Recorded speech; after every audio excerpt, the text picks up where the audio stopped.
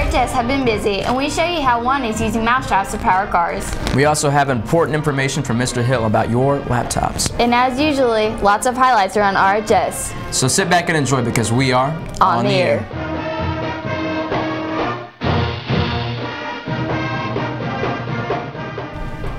I'm Sanaya Parsons. And I'm Tavian Gillard. We kick things off today with a look at Mr. Hilbert's engineering students as they use mousetraps to power cars. We've had the opportunity to take a look at students developing mousetrap cars. What do? Find out. We are in engineering today, and we are working on mousetrap cars. And we've been doing this for a little bit now, but now we're on the process of creating the mousetrap car, and we are currently 3D printing certain parts. And we had a problem with ours, but we had to fix it. A lot of people are getting a lot of their work done today. But the main objective of the mousetrap car is to see who can get the farthest and the fastest down to the other side of the room to the other side of the room. Right, so we're working on mousetrap cars, and here's my model for the base. So I'm gonna 3D print this off, and then like the axle will go through here, and then the tires will come out, and this is like my sketch of everything. And then the mousetrap will sit right here.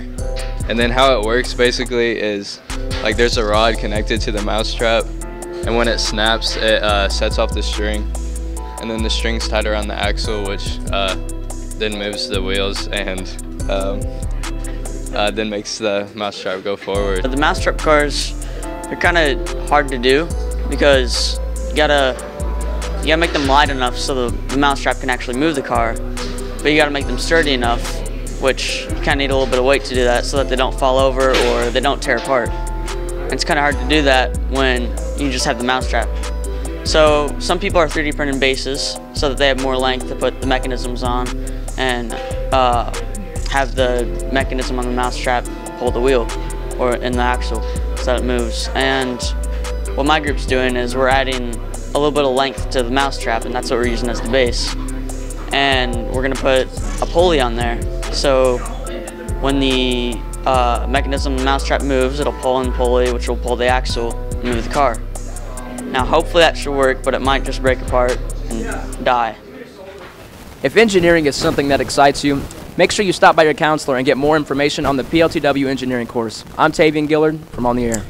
It's been a busy week with lots of interesting things going on in classes and with College Go Week. Let's take a look.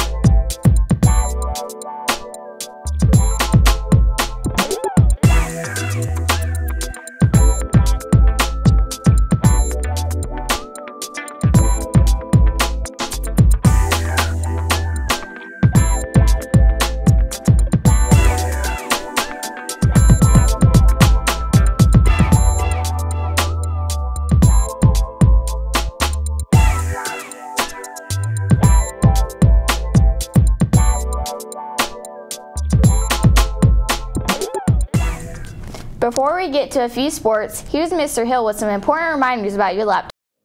This is Mr. Hill. I want to talk to you for a couple minutes from the e-learning office this morning about taking care of your laptop.